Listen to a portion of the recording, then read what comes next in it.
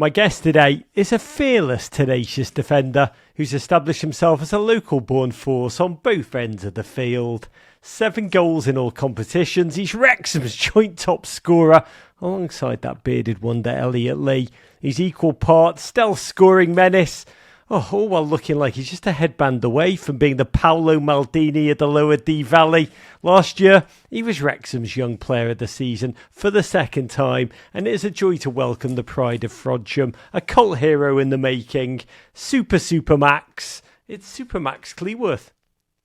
Hi Rod, great to be here. Oh Max, it's a joy to be with you. Can I just say, I've got to get this out of the way. You are so bloody young. You are just 22 years old. Younger than, I think, Shrek and the Thong Song. But you've been with Wrexham Football Club 10 years of your life. 2 promotions. It's very different than how you joined it. Is it still at the core? Does it still feel the same? When you put it that way, it's obviously been there a while now and a lot's happened, but ultimately it's still the same football club. You know, a lot of the people who still work at the club have always worked there. Obviously we've added quite a few new faces, but at the heart of it, you know, it's the same fan base, the same way of doing things. I mean, your story is remarkable. You started in the youth teams of Frodsham, which is 20 miles south of Liverpool, where I grew up, alongside the Welsh side, Connors Quay. Before you joined Wrexham's academy as a 12-year-old, you're actually, do you know this? You are now one of just 3 players, along with Jake Bickerstaff and Jordan Davis, both of whom are out on loan this season, who were at the club before Ryan and Rob officially took over.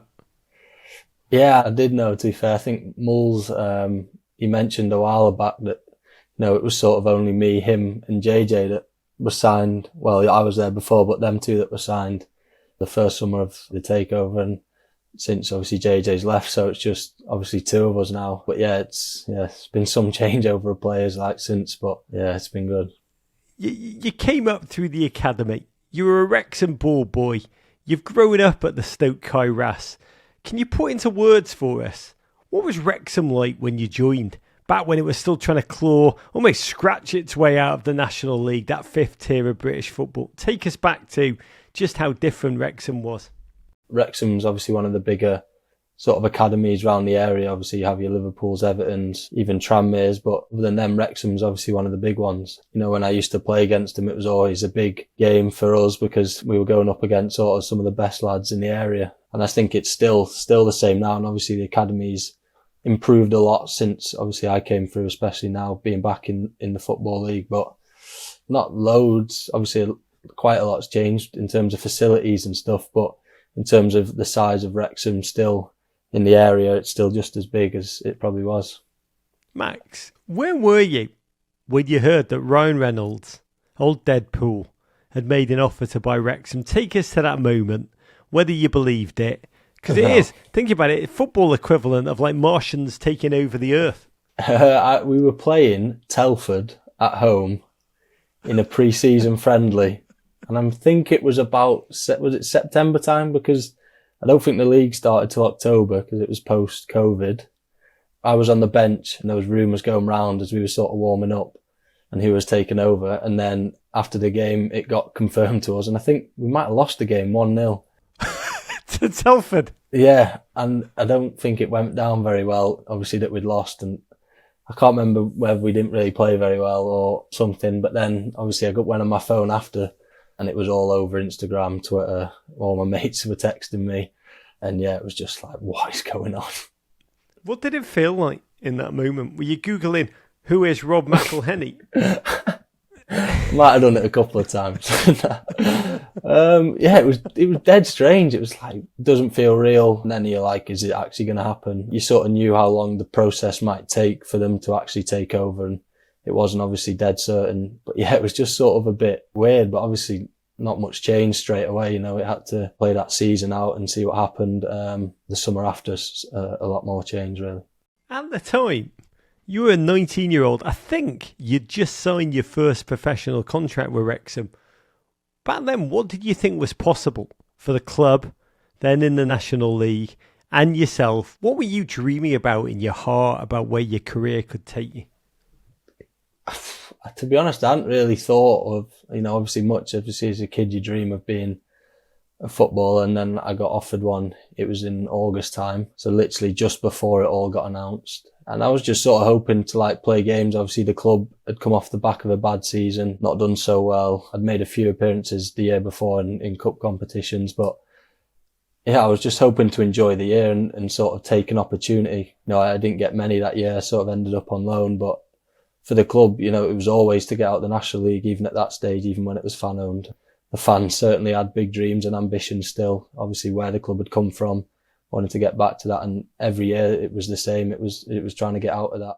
And before we go any further, I want to thank our partner, STōK Cold Brew Coffee, for making this entire series possible. So many of you know, STōK has been a long-time staple in the Bennett refrigerator. In fact, my blood type is now officially STōK Espresso Blend. And that is, yes, STōK Cold Brew Coffee, as in the mighty fortress that's known as the STōK Kairas, the STōK Racecourse, Wrexham AFC's home.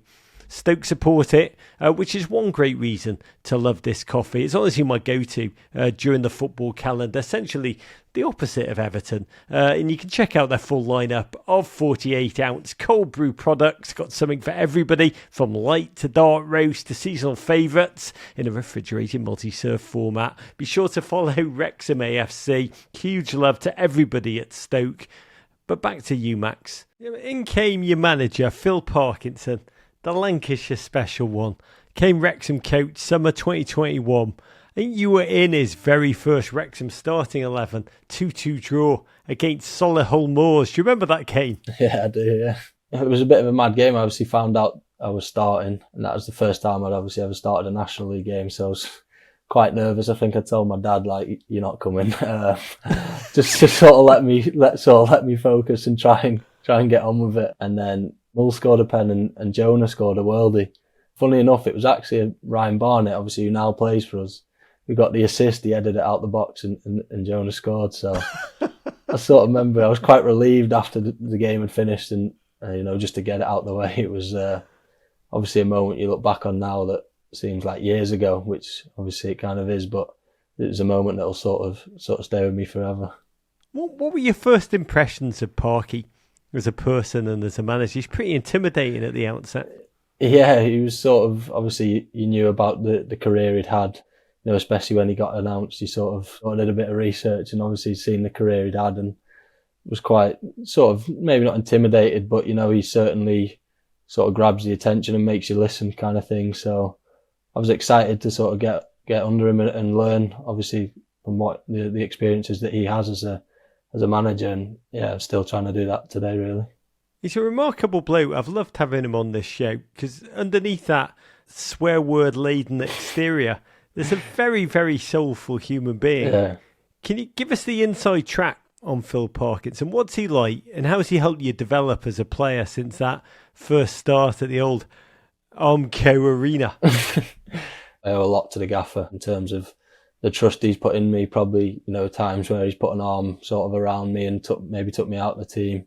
The pressure that sort of built up, especially in that National League winning season when we were going at it with Notts, it was quite a high pressured situation. He's been great with me, really great with my family as well. Always sort of spoke to them when he saw them. When you finally let your dad come and watch, you mean? Yeah, I let him come the game after the Solihull one, so it was just the first one. I couldn't have him there, but the gaffer sort of, what he expects. He demands high standards every day and never lets you get away from that. And if you do, make sure to tell you. So, but outside of football, he's just a good guy, down to earth, dead normal, and that's obviously helped him to where he is today. What's the most important lesson that you've learned from Phil Parkinson?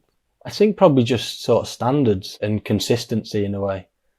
It's sort of like, day in, day out, you can't let yourself slip. And obviously the gaffer's signed a few centre-backs since I've been at the club, so always trying to be as good as them or trying to keep up with them has sort of been the important thing and learn off them. He never lets you drop your standards for a moment, and if you do, you find out the hard way, really. Max, you are still bloody young, but you've now made 115 appearances for Wrexham.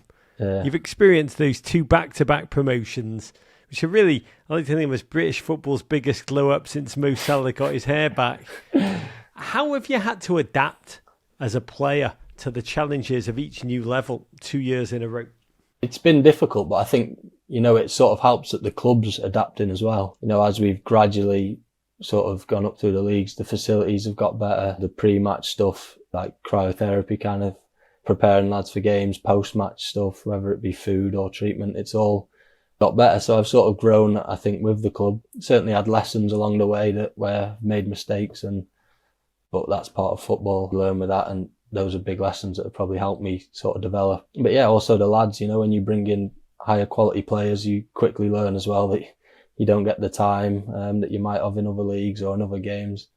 And that's from training, really. The standard's so high and so sort of aggressive and intense that you're prepared for a match day week in, week out. So yeah, that the whole club improving on and off the pitch has sort of helped me, and I've just tried to go along with it and sort of enjoy the ride kind of thing.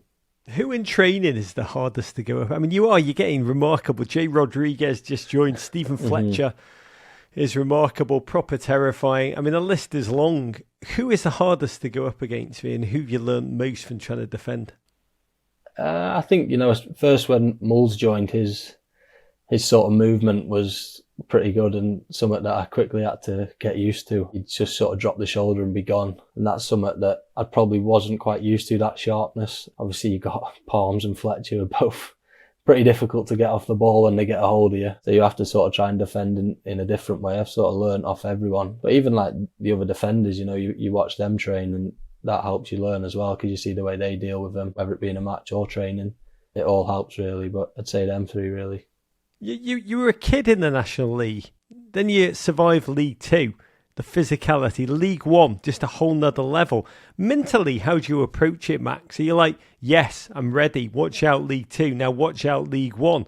Or is a part of you that first game where you take a breath and you're like, here I come, and there's nerves, like, can I survive, can I thrive at this level? Yeah, there's certainly nerves in them first games, but you get given the belief from the manager, from other players that tell you you're good enough, which helps, but you never quite believe them until you play the game. So, and we've obviously played higher opposition before, which helps. You see the level, whether that be in pre-season against sort of the Premier League teams or in the FA Cup against the Championship teams. That's a bit of an eye-opener, you see the level, but you have to have a bit of self-belief that you're good enough as well. But also just know that you're going to make mistakes, and that's the way football goes, and just sort of be present in the moment of the games, which is something I've tried to work on more, and just sort of taking it each game as it comes and enjoying it really, because as a kid it's something you dreamed of really. So I've certainly tried to take that approach, which helps relax myself a bit more, but yeah, I just sort of enjoyed it and just got on with it really. You talk about the slight nerves at the first game of every season as you go out. I was at the first week of this season back in August at the STōK Kairas. I was actually in the Stoke end watching you make history, scoring Wrexham's first League One goal in 19 long years. It took you just 9 minutes into a game against Wycombe. You'll forever be a pub quiz question for years to come. You'll be more than that, but you'll always be the answer. You've since scored 6 league goals, same number as Stephen Fletcher. Max, last season you didn't score your first, your only league goal, I think, until April, 85th minute match winner against Colchester. What has happened to you that you put yourself in scoring position so often and been so clinical? I think I've been given a bit more responsibility in terms of just from set pieces, like attacking the ball, been given a bit more of a free role, maybe not blocking players, but like attack the ball more. A bit of luck, I think, at times that always helps where the ball drops to you, but just sort of try to be in the right areas a bit more, be more within the width of the goal. And I didn't see myself scoring 7 at the start of the season, so I'll certainly take it, but I hope there's a few more yet to come. Has this sudden burst of potency, I mean, you are collecting goals like Kendrick Lamar picks up Grammys. I mean, has it changed the way you see yourself? Like when you pull your foot back now, confidence begets confidence. Are you expecting to score?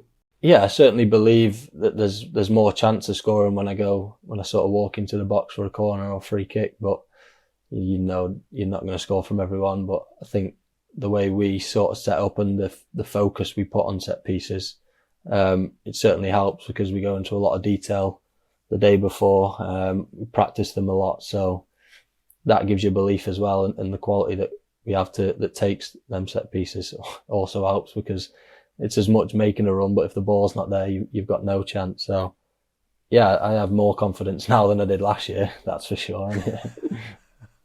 To more. By the way, Wrexham's former captain, one of my favourite players all time, Ben Tozer, that long throw king, he once said that he can see you, Max, playing your way into the Premier League, or becoming one of Wrexham's future captains, which could well be in the Premier League. When you look ahead at your own future, where do you see yourself?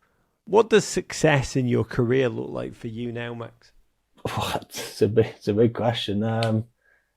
I sort of just hope that I continue to enjoy playing football, really. The journey that the club's on is one that's really enjoyable to be part of. You know, if I can stay part of it for as long as possible, that's certainly something that I would consider success. You know, with Toe saying the Premier League, I have to thank him for that. But obviously as a kid, that was a big dream of mine to play in the Premier League, whether it'll happen, who knows. But as long as I'm enjoying football, that's all that sort of really matters. And, you know, at Wrexham, it's more sort of obviously the journey that we're on, but, you know, the people you're around day in, day out makes it more enjoyable than sort of any destination or any journey, really. You know, surrounded by such good people, that really makes it enjoyable.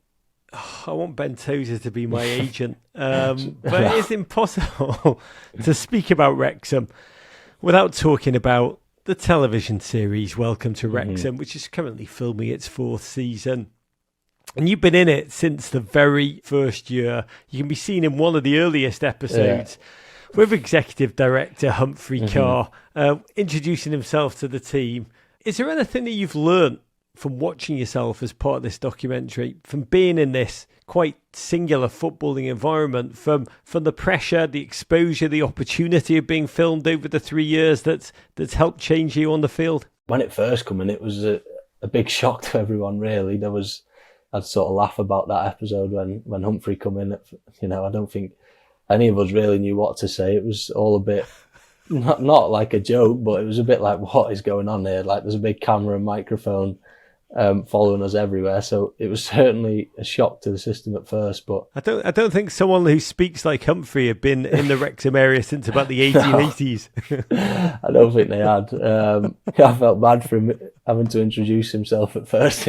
I don't think he knew what to do, really. But yeah, obviously the opportunities that have come from the documentary, sort of like even the pre-season tours that we've been on, you just have to enjoy them and sort of go with them, because you know how fortunate you are to be in that position and be at the club that's sort of doing these kind of things. It's been a bit mad. Yeah, I mean, talking about Humphrey Carr, who is an amazing human being, when you signed a new contract, I did love his post on Instagram where he wrote, "Delighted that at Max Cleworth 8 has decided to stay on and learn everything he can from me."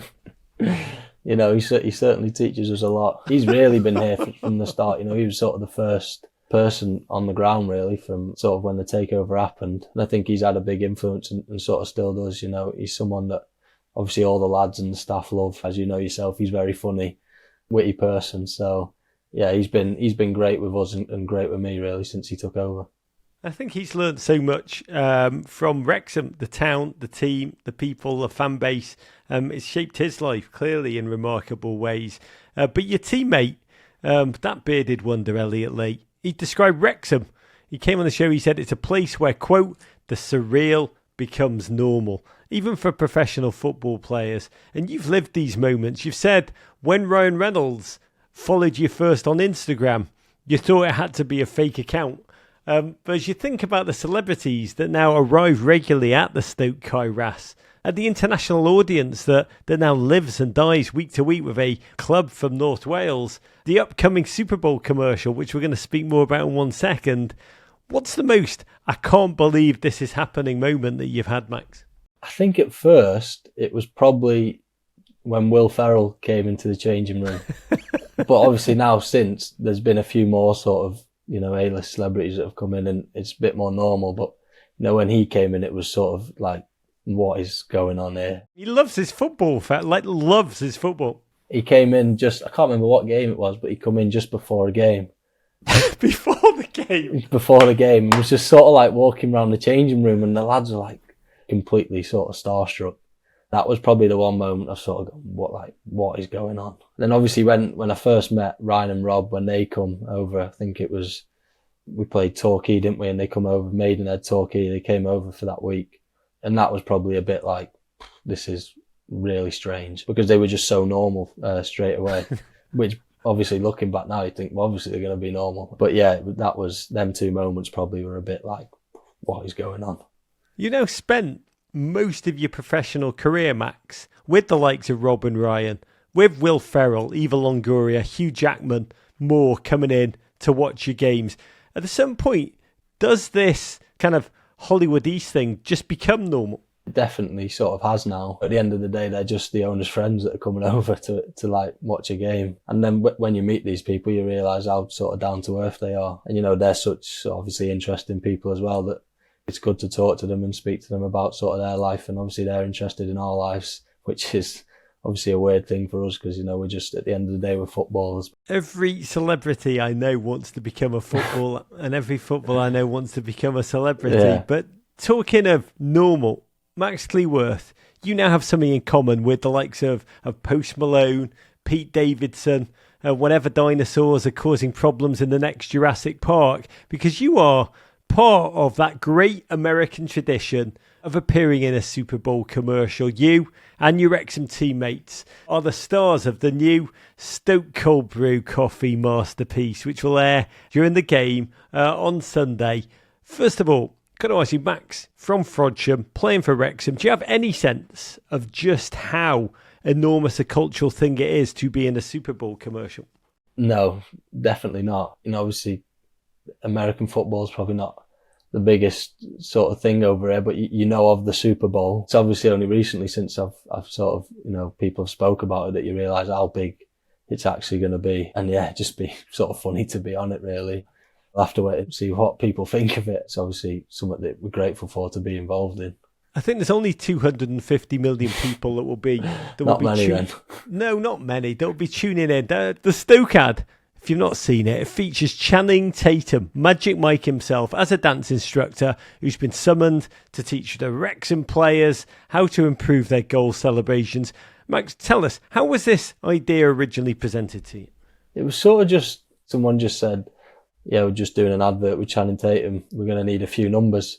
Lads are like, oh yeah, I don't mind doing it. And then obviously it sort of came out, it was for the NFL, it was the Super Bowl. And then you're a bit like, it's actually a bit of a big deal. Sort of don't really want to mess it up if anyone has a role or if you've got to say anything. And then obviously when it come to filming it was sort of a bit surreal watching Channing just do sort of his acting sort of thing, which is quite cool in itself. And then when we're getting involved, messing about, it was just dead funny, really. Yeah, it was a good day. Were you a Channing Tatum fan before this? I've got to say, I'm not a big film fan, really. I get hammered by my friends for how little films I've watched, but I have watched 22 Jump Street. That's probably one of my favourite films that I've watched, and obviously he was in it, so yeah, a bit of a fan. You're not a big film fan, but you make time for the masterpieces, is what you're saying. Basically, pretty much. By the way, I love that you're saying you're all just like presented with Channing Tatum's coming to make a film. You're like, yeah, great, okay. Oh, the Super Bowl, that's interesting. It's just like make it sound like a normal Friday that Tatum is going to drop in and film with you. And he comes. So what was the commercial shoot like? Take us into that room. You're all there and then Channing Tatum walks in. What's it like in that second? Is everyone just chill? We'd met him sort of the 2 days before, so lads had already spoke to him, so you know, it wasn't like a big shock of meeting him. And then he was dead good with us, to be fair. He said, like, there's nothing I'm going to make you do to feel uncomfortable, or, you know, if you don't want to do anything, that's fine, but it's just going to be a bit of a laugh, really. Dead sort of light-hearted sort of filming, which it was, really, and he did a lot more of the acting, as obviously always going to happen. I think you're selling yourself short there, Matt. No, he sort of made us look good, I think, really. It was sort of a top day to be involved in something like that, you know. It's not every day you get to do a Super Bowl advert in Wrexham. Can I ask you, I mean, you've been in playoff finals, you've scored goals in big minutes, you pulled your foot back to shoot when your team needs you to score a winner. Like, you guys know a different level of nerves. But as pro footballers having to act, is there a hint of nerves in that locker room? Yeah, definitely. And it doesn't get any easier, even with the amount we've sort of done it. When someone asks you to do something in front of camera, still find it nervous, really. But he definitely made us feel at ease doing it. And because there were so many of us, it just sort of became like a bit of a joke and a bit of a laugh. And obviously, hopefully that comes through in the advert. And when you think of millions and millions of television sets, eyes on Wrexham, the changing room, you know, a local lad from Wrexham, is that not just more? What do you want it to say to them? The people that know Wrexham in America, the people who have no idea what the heck they're looking at, but are falling in love? Yeah, I think the ones who don't know maybe feel a bit sorry for him. But, you know, obviously the ones who know about it, you know, just hope that, obviously, first of all, they might find it a little bit funny. And then just obviously hope they take interest in sort of the Wrexham story and what it is and sort of what it sort of epitomises, really. Which is joy.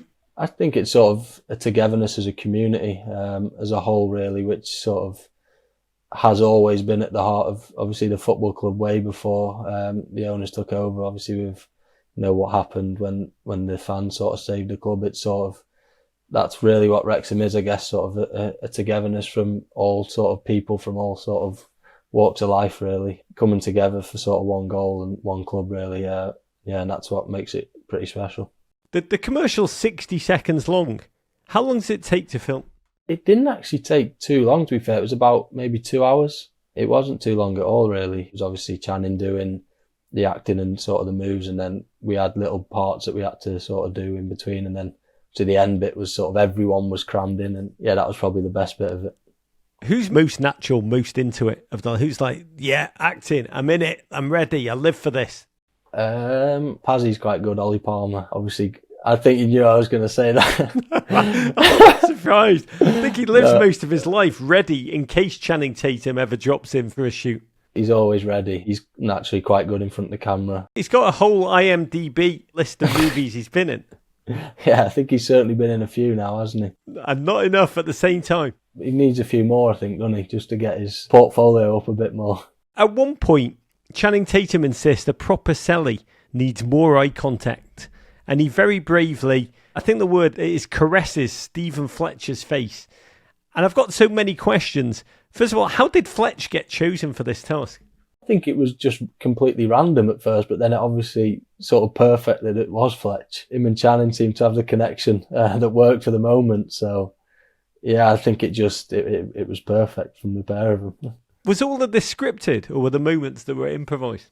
The whole sort of advert was scripted, but not who did what. Channing sort of said, like, got all the camera and producers out of the room and sort of just spoke to the lads and said, basically need to go mental for this last scene, was pretty much his words. He started trying to think of ideas of what everyone could do. I think someone was pushing Mullins around on a bike. I was just shocked that somehow Ollie Palmer just didn't casually walk across camera naked, covered in baby oil. Sorry, I forgot that bit actually. Yeah, that must have been cut out. That must have just been the one thing they cut out. Here's the big question. Having shot the commercial, learned the master of moves, has Channing Tatum given you a legacy, a different sense of your own goal celebrations? I think he might have with a few of the other lads, but I think, you know, mine definitely needs work. I've sort of been hammered a bit by friends and a couple of the lads for having a bit of a boring celebration. Even one of the analysts sort of edited a video of my goal celebrations, all being the same, just jumping up and doing a fist pump. So it was sort of maybe an advert that I needed to try and improve on. So as a centre-half, don't think about sort of scoring goals and how I'm going to celebrate them. Me and Barney had one last year where it was after Forest Green and he did like... we played this game called Parcheesi and we called him the puppet because he sort of did what everyone told him to do. So it was like a funny joke, and he was the only one who scored after we decided we were going to do it. So, but I was meant to do it as well and just completely forgot. Every time I score, I just forget. When you look back on your career, wherever it takes you, when you watch that commercial of you with your teammates in this moment, with Channing Tatum, looking Stephen Fletcher in the eye, a braver man than me, what will it say to you, do you think, about this incredible, unique experience that you're living? Yeah, I think it would always sort of remind me of the good times. You know, some of the mad times that we've had and the mad things we've sort of got to experience. You know, whether that be from sort of the pre-season trips, meeting other actors, obviously sort of post-season trips as well. It's sort of been a whirlwind over the last few years and sort of like a journey that no one in Wrexham a few years ago would have expected. And sort of everyone's just got on board, enjoying the ride and enjoying where the club's going. We are speaking at a time when Wrexham are third in the League One table. You're 8 points behind league leaders Birmingham City, 4 behind Wycombe for those automatic promotion places. Still 17 long games to go. Can you speak directly to Wrexham Nation? Tell them what they can expect for the rest of the season and what you believe in your heart is possible. I think obviously the group of players we have, we certainly believe that we can get promoted and be right up there. Obviously we had a bit of a disappointing loss last week, but that happens in football. It probably won't be the last loss we have this season. It's sort of what people can expect is sort of what they get all the time, which is a hard-working, sort of honest group of lads that certainly stick together through the good and the bad times. And hopefully that should be more than enough of the quality we have and the quality that we've added over obviously the last week to get us over the line and hopefully into the Championship, whether that be the togetherness. And that's not even just as sort of a group of players, that's the staff, the fans as well. The fans have obviously experienced promotion over the last few years as well as we have. So sticking together, whether that be them and the lads always, sort of them backing us, it goes a long way, and certainly helped our home record over the last, ever since the Gaffers joined. So yeah, I think that's what gives us the most hope. Max, to all that is to come, I raise my stoke to you, your club, your dad being able to watch and savour you, to all those future Channing Tatum inspired celebrations to come. Thank you, mate. No worries. Thanks for having me. Courage.